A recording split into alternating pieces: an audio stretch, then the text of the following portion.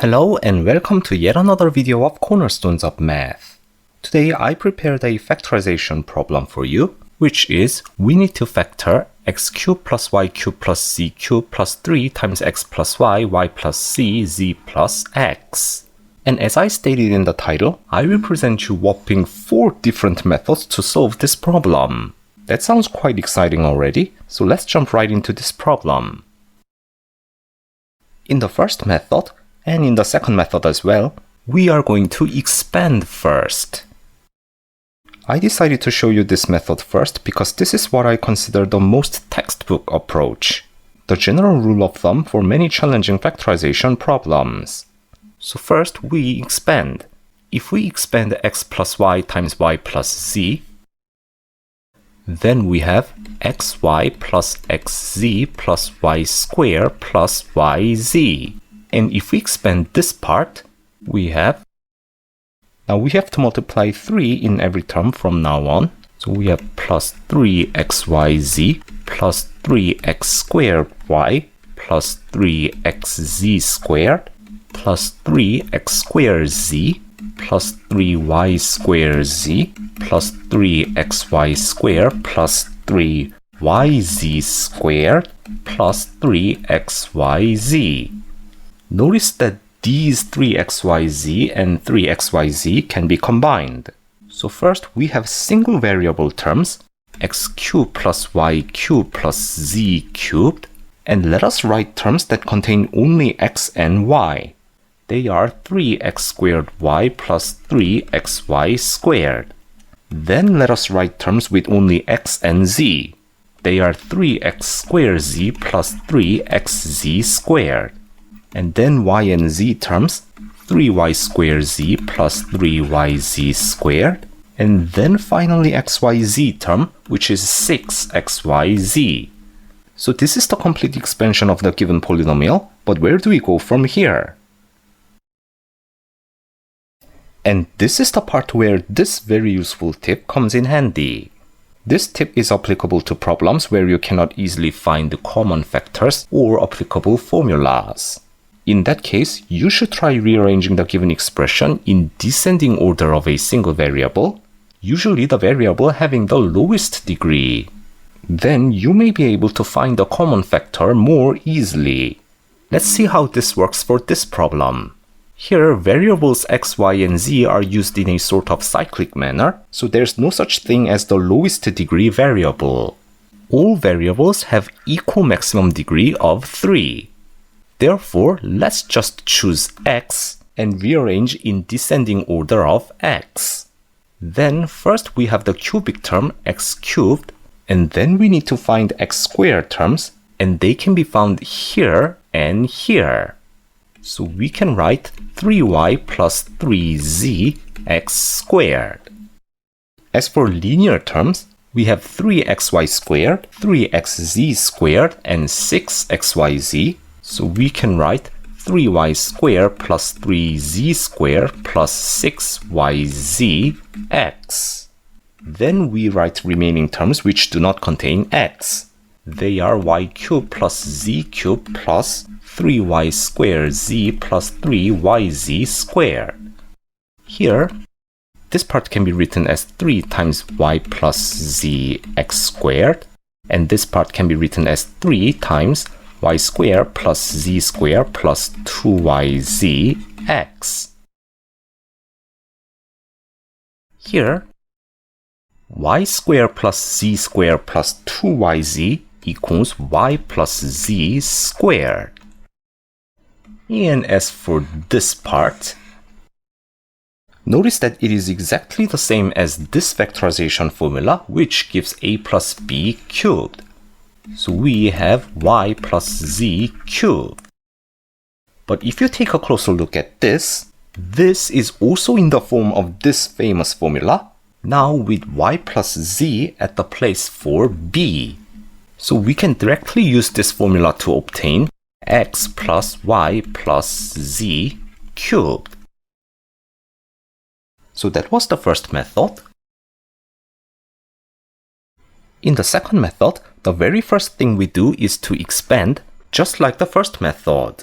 However, after that, instead of rearranging in descending order, we are going to apply the famous factorization formula of x cubed plus y cubed plus z cubed minus 3xyz, which I think many of my viewers are already familiar with.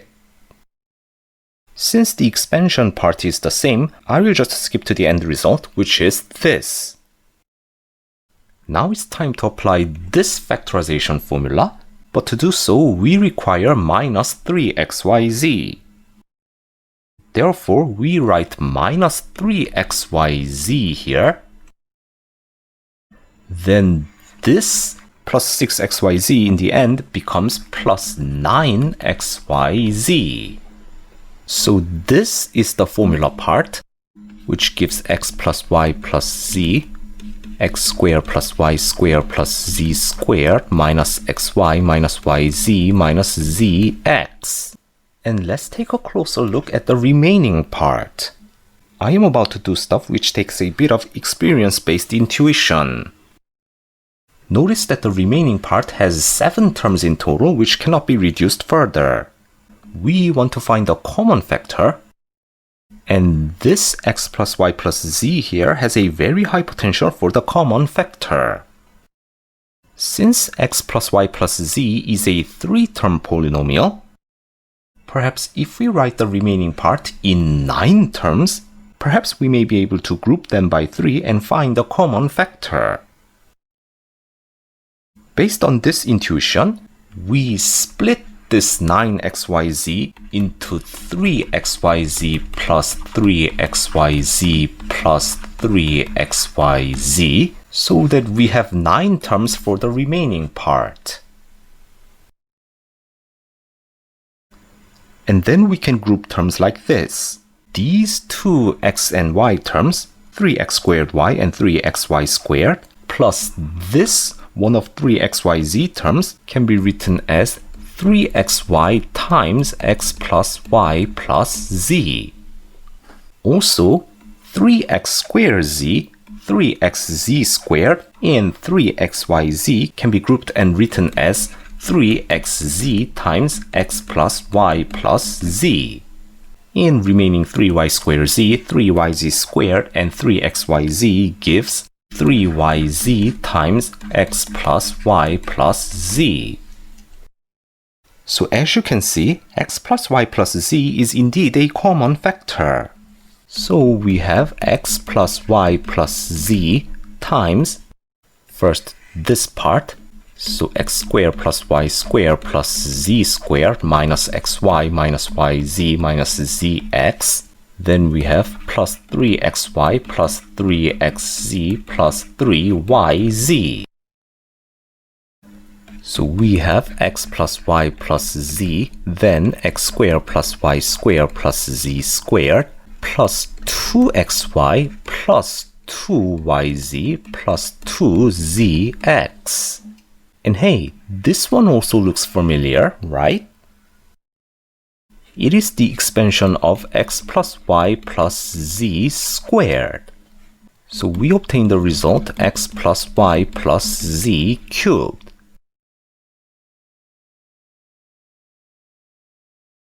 As for the third method, we do not expand the entire thing right from the start. This particular method relies on the following observation. We already have x cubed plus y cubed plus z cubed here. So how about applying the formula for x cubed plus y cubed plus z cubed minus 3xyz right away? Well, let's do that. In order to apply the formula, we write minus 3xyz, then plus 3xyz. So by the formula, we have x plus y plus z, x squared plus y squared plus z squared minus xy minus yz minus zx, then plus 3xyz, and plus 3x plus y, y plus z, z plus x. The next thing I want to do is to essentially expand this, but in a smart way. More specifically, we have x plus y plus z here, and we are going to use this to expand this rather complicated looking x plus y, y plus z, z plus x part. Let us make a substitution. X plus y plus z equals a. So we have a here. And since this substitution gives a squared equals x squared plus y squared plus z squared plus 2xy plus 2yz plus 2zx, this part can be written as a squared, then minus 3xy minus 3yz minus 3zx.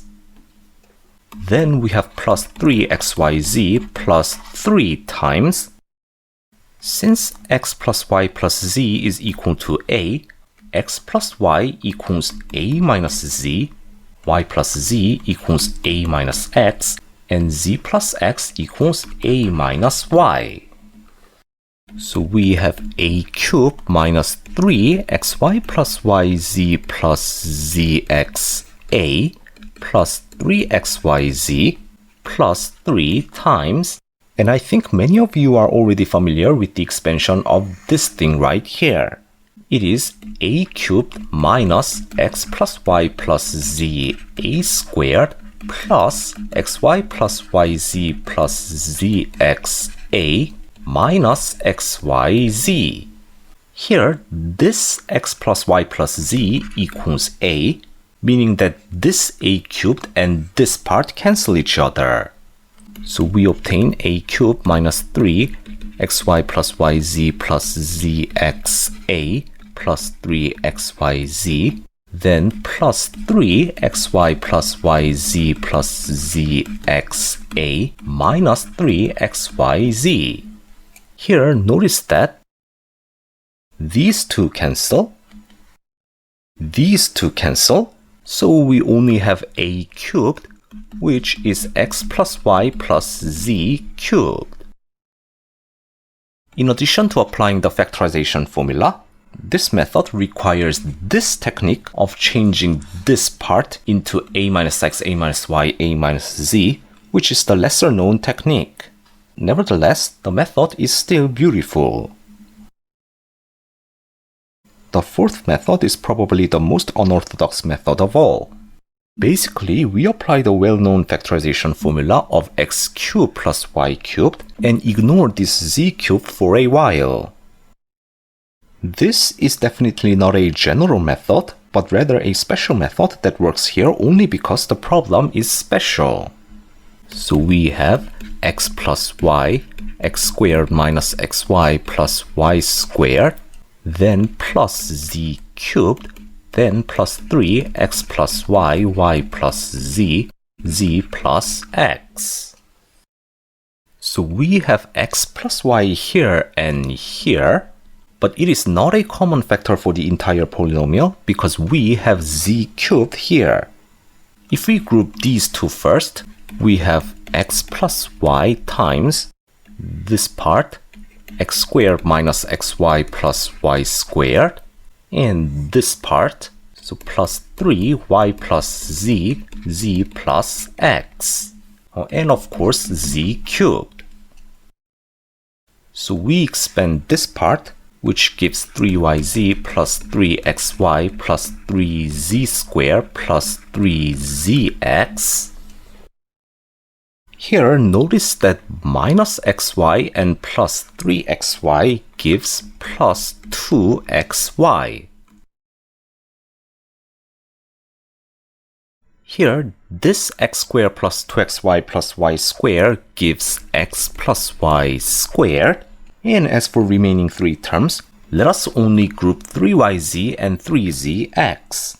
They can be written as 3 times x plus y times z. Then we have 3z squared. Therefore, we have x plus y cubed, then plus 3x plus y squared z, then plus 3x plus y z squared, then plus z cubed. And hey, this is the formula that we saw in the very first method, right? The one that results in a plus b cubed. Now a is x plus y and b is z, so we have x plus y plus z cubed.